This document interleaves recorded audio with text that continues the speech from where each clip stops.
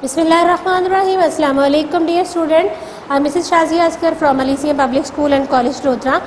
Class 10th chapter number 13 continue किया है हमने। हम इसके वर्ड मीनिंग्स और सिनोनिम्स आज करेंगे क्योंकि ट्रांसलेशन हम पिछले लेक्चर्स में कंप्लीट कर चुके हैं। गौर से सुनिएगा, याद कीजिएगा क्योंकि इस बेस पे MCQs आते हैं आपके पेपर में। यूनिट नंबर 13 है, lecture number 63। Unit number 13 faithfulness. सबसे पहले वर्ड है अफेयर और ये नाउन है। अफेयर का उर्दू मीन है मामला और इसके सिनोनिम्स आएंगे concern, responsibility, business, matter. Affair, concern, responsibility, business, matter. Sturdy, strong and sturdy, हट्टा कट्टा, तंदुरुस्त व तवाना।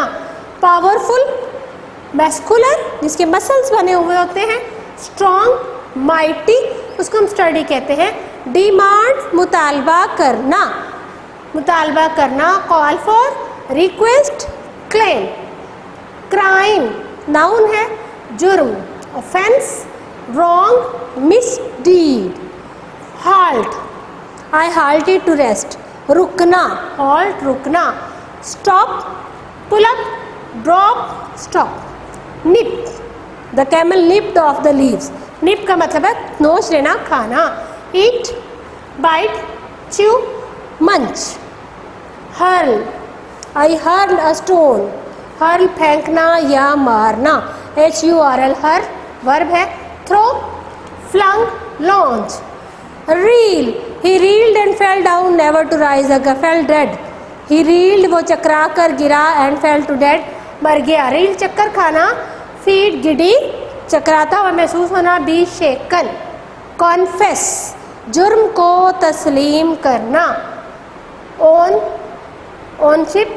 Admit, guilt, accept. एक्सिक्यूशन, फांसी पर अमल करना।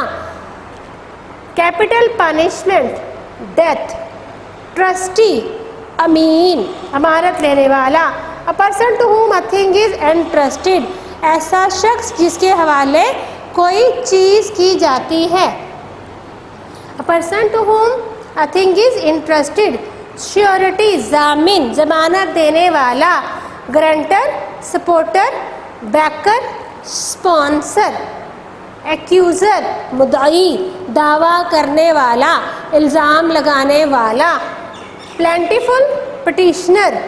डॉन, थर्ड डे डॉन, तीसरा दिन तलू हुआ, सूरज का तलू होना, निकलना। Begin, break, lighten. Begin, break, lighten. Anxious, फिक्रमंद या परेशान। Worried, uneasy, restless, tense. Stead, instead of, किसी के बजाय। स्टीड, बदले में, के बजाय। सब्स्टिट्यूट करना किसी को, इंस्टेड ऑफ अ पर्सन, किसी शख्स की जगह। परस्पायर, पसीने में शराबूर यानी बहुत ज़्यादा पसीना आया होना। Sweat, pouring with sweat, sweat पसीना आना। एस्टोनिश्ड, हैरान रह गए। सरप्राइज्ड, अमेज्ड, उस विलेजर की वापसी इस कदर परेशान, इस कदर हैरान कुन की थी। ऑल वर एस्टोनिश्ड, तमाम लोग हैरान रह गए। फेथफुलनेस, वफादारी। Loyalty, reliability, duty. बाय स्टैंडर, जो इर्द गिर्द मौजूद लोग थे, खड़े थे, बैठे थे। ऑल लुकर्स थे, व्यूअर्स थे या ऑब्जर्वर थे। मैनलीनेस, मैन कहते हैं ना जवानी, मर्दानगी, तो ये है मैनलीनेस, जवान मर्दी, मर्दानगी, बहादुरी। ब्रेवरी, वैल्योर, करेज। हीरोइज्म, डेयरिंग और मेटल, मेटल कहते हैं जुर्रत, जुर्रत दिखाने वाला, जवान मर्द। चिवेलरी, शुजाअत, बहादुरी। कर्टसी, ब्रेवरी, पोलाइटनेस, शुजाअत को शाइस्तगी भी कहते हैं, अच्छे असूल भी है, शुजाअत भी है। एंड डेंजर, डेंजर खतरा, एंड डेंजर खतरे में डालना। पुट इनटू डेंजर, खतरे में डालना। Imperil, put at the risk, खतरे में लेना। एप्लॉज, मुसर्रत, खुशी, दादो तहसीन, आफरीन। Praise, appreciation, admiration. Treasury, treasure कहते हैं खजाने को, ट्रेजरी, खजाना। Reserves, funds, assets. और जी डिवाइन, रब्बी, अल्लाह की। बिलोंग टू अल्लाह, हॉली, कोई चीज़ हॉली होती है, मुक़द्दस या बिलोंगिंग टू अल्लाह, तो हम कहते हैं it is a divine quality.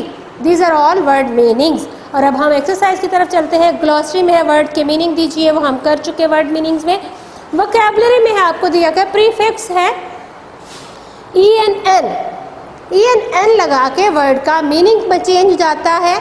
आपने एबल होता है काबिल और अनएबल काबिल बनाना। एबल था काबिल नाउन और EN लग गया तो अनएबल काबिल बनाना। आपसे कहा गया है कि वोकैबुलरी में वर्ड्स के साथ प्रीफिक्स एन लगाएं और फिर इसको सेंटेंसेस में इस्तेमाल करें। सेंटेंसेस आपके बोर्ड के पेपर में नहीं आते, बहरहाल आप मैट्रिक के स्टूडेंट हो तो आपको खुद से सेंटेंसेस बनाने आने चाहिए। मैं बोल देती हूँ, गौर से सुन लीजिए, चाहे तो लिख लीजिए। एनेबल काबिल बनाना, your help enabled me to pass the test. Your help enabled me to pass the test. आपकी मदद ने मुझे इस काबिल बनाया कि मैं टेस्ट पास कर लूँ। एनेबल काबिल बनाना। एनकरेज हौसला, करेज होता है हौसला, एनकरेज हौसला अफजाई करना, हौसला बढ़ाना। We should encourage our juniors. We should encourage our juniors. हमें अपने छोटों की हौसला अफजाई करनी चाहिए। लार्ज होता है बड़ा और एनलार्ज बड़ा करना। लार्ज बड़ा, एनलार्ज बड़ा करना। तो see the mosque is enlarged in 17th century। The mosque is enlarged in 17th century। इस मस्जिद की तो सी 17वीं सदी में हुई थी। The mosque was enlarged in 17th century। Close बंद करना, एनक्लोज नथी करना। I have enclosed my test reports with application. अब एप्लीकेशन लिखते हो टीचर को तो अपनी रिपोर्ट्स भी एनक्लोज कर देते हो, साथ में अटैच कर देते हो, स्टेपल अप कर देते हो। I have enclosed my test reports. I have enclosed the doctor's prescription with the application. I have enclosed all the reports with application. नथी करना, noble मुअज़्ज़िज़, ennoble Sharaf बख्शना। Your arrival at the party ennobled me। Party में आपकी आमद ने मुझे शरफ बख्शा है। Your arrival at the party ennobled me। ENNOBLE ennobled me। ये हो गए हैं प्रीफिक्सेस लगा के आपने वर्ड्स को, नाउन को वर्ब बना दिया है और फिर आपने उसके सेंटेंसेस बनाए हैं। ये आप खुद बुक पे लिख लीजिएगा। अब आते हैं फ्रेजल वर्ब। ऐसा वर्ब जिसके साथ प्रेपोजिशंस लगी होती हैं हम उसे फ्रेजल वर्ब कहते हैं। चूँकि वो एक वर्ड नहीं रह जाता, वो फ्रेज बन जाती है, पार्ट ऑफ द सेंटेंस बन जाता है। तो फ्रेजल वर्ब्स है, इसके आपने मीनिंग लिखने हैं और सेंटेंसेस बनाने हैं। Take off, he took off his clothes. उसने अपना यूनिफॉर्म उतारा, उसने अपने कपड़े उतारे। टेक ऑफ उतारना, यूनिफॉर्म पहनना, पुट ऑन, टेक ऑफ उतारना। फॉल थ्रू नाकाम हो जाना। Our plan fell through for the want of money. Want of money रकम की कमी के बायस हमारा मंसूबा नाकाम हो गया। हैंड ओवर, किसी को किसी हवाले को चीज़ करना तो हम कहते हैं उसने हमें हैंड ओवर कर दिया। हवाले करना, स्पुर्द करना। I handed over the money to Ali. मैंने रकम अली के हवाले कर दी। ब्रिंग इन, ब्रिंग का मतलब ऐसे लाना होता है, लेकिन जब फ्रेज ब्रिंग इन आता है तो इसका मतलब होता है आमदनी या कमाई। My job doesn't bring in much. मेरी जॉब से कुछ ज़्यादा आमदनी नहीं होती। कम अबाउट, वाक़ होना। How has the accident come about. हादसा कैसे वाक़ हुआ, कैसे पेश आया। राइट डाउन, हम आप कहते हैं ना note down the diary, write down on the notebooks. Teacher wrote down my name and address. Teacher ने मेरा नाम और एड्रेस लिख लिया। नेक्स्ट ग्रामर में आपके थर्ड कंडीशनल सेंटेंसेस और ये चैप्टर में भी हमने पढ़े हैं। वो speculate about the situation that happened और didn't happen in the past. Third conditional sentences में हम माजी की सिचुएशन में बात करते हैं जो हुई या नहीं हुई। अब आप कंडीशनल सेंटेंसेस को लिखते कैसे हो। इफ़ क्लॉ के अंदर आप पास्ट परफेक्ट टेंस लिखते हो और मेन क्लॉ में वुड हैव और पास्ट पार्टिसिपल या वर्ब की थर्ड फॉर्म। वुड हैव और वर्ब की थर्ड फॉर्म। वुड हैव की जगह आप कुड हैव और माइट हैव भी यूज़ करते हो अकॉर्डिंग टू द सिचुएशन। तो नीचे सेंटेंसेस दिए गए हैं, आपने ब्लैंक स्पेस को फिल अप करना है थर्ड कंडीशनल सेंटेंसेस के लिहाज से। यानी इफ़ क्लॉ में आपने लगाना है हैड और third form of the verb और मेन क्लॉ में आपने लगाना है would have, could have, might have और third form of verb. If you had not been late, had और बीन।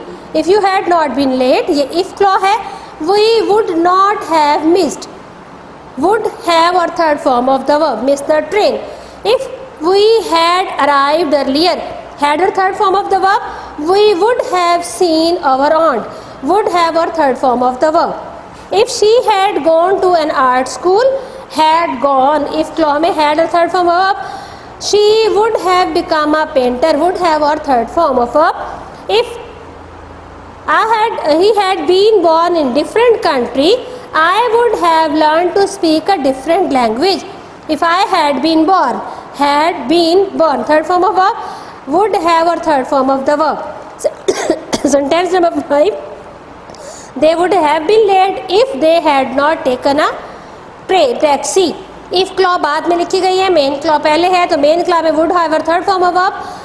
If clause में had और third form of the verb. Sentence number 6. We would have come, यहाँ भी main clause पहले है, would have third form of verb. If clause के बाद है, if we had been invited, had और third form of the verb. This is all about the grammar portion of exercise. इंशाल्लाह अगले लेक्चर में हम इस एक्सरसाइज का रिमेनिंग पार्ट कंप्लीट करेंगे. गौर से पढ़िएगा, वर्ड मीनिंग, सिनोनिम्स भी और एक्सरसाइज का पोर्शन भी. अपना बहुत ख्याल रखिएगा. Thank you very much. अल्लाह हाफिज़.